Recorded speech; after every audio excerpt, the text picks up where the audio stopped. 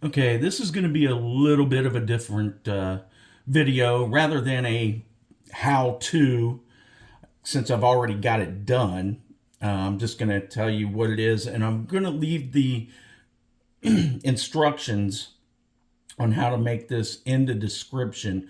I'll kind of cover it briefly while this is playing out, but this is Dandelion lip balm, and you can also use it as a moisturizing cream. I've been using it as a beard balm. You can use it as a hand cream, face moisturizer, and the tubes that I'm using for the lip balm I got from a Mary Tyler lip balm kit. You can find those at Walmart on the Walmart app, or I doubt if you'll find them at Walmart, but on the Walmart app and also on Amazon, of course. Almost everything's on Amazon.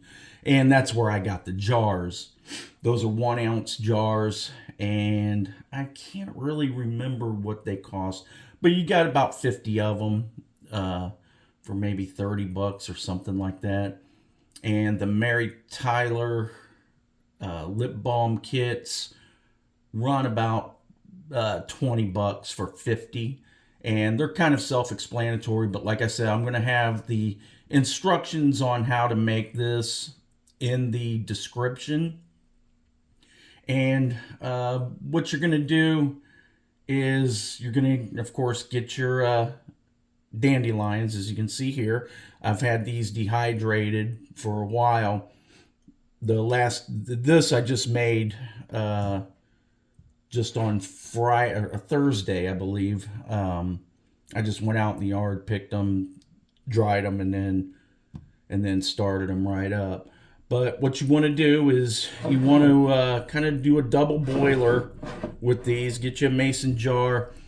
You can fill this as high as you like, but you want to put it in a pan, and I usually use a ring in the bottom of the pan to create a double boiler situation and set this in the pan. I fill it with water halfway, and usually that's at about the 300 milliliter part. And then you want to fill up over top of your dandelions with whatever carrier oil you want to infuse with the dandelion. I used olive oil, just regular Kroger brand extra virgin olive oil. You can also use Chia Oil or whatever oil you choose. So again, I just use the olive oil. It's readily available, and you will bring it to a boil. And once it gets boiling, you want to bring it down to a simmer. You want to just bring it back down to about between 180 and 205. So if you have like a candy thermometer or something to put in and just check and see where you're at, just run it about 280 or 180 to 205 for about 3.5 hours. And after the 3.5 hours, you are going to strain out your plant material, so you just have the oil left. And then put it back into your jar.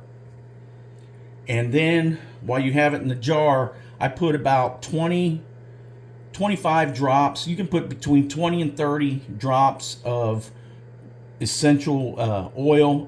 Peppermint oil is what I used. You can use orange or vanilla, whatever you like. Just make sure it's food grade. And then I added 8 tablespoons of beeswax pellets. 8 tablespoons of beeswax pellets, 6 tablespoons of shea butter. Now, this is kind of the trial and error part, because it's going to depend on how solid or how soft you want this balm to be. If you prefer it to be a little more like a hand cream, you can add more shea butter and maybe go equal parts. beeswax and shea butter, and it'll be a little more pliable. But I like it a little more solid, because then you can, because it's still going to melt pretty good, and plus you want to make sure it stays rigid inside your tubes for the lip balm, if that's what you want to choose to do with it. So I start out with that, and then as you melt it down, as it gets melted, take a spoon and just dump some on a plate, and then let it set, let it cool, and then you can see how if you're at the consistency that you want it. So once you get it to the desired consistency, then it's just a matter of putting it in the trays. Once you see the lip balm trays, you'll understand.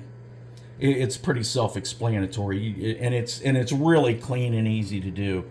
And then, of course, for the jars, you just pour them in there, and then anything excess you can just pull off. And actually, I just put them all in a tin, every little piece, after I let it set.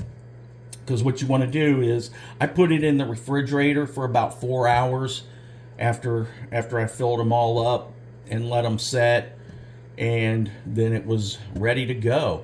So, and that's it. Like I said, the instructions will be in the description, but if you have any questions, feel free to ask in the comments. Thank you. Bye-bye.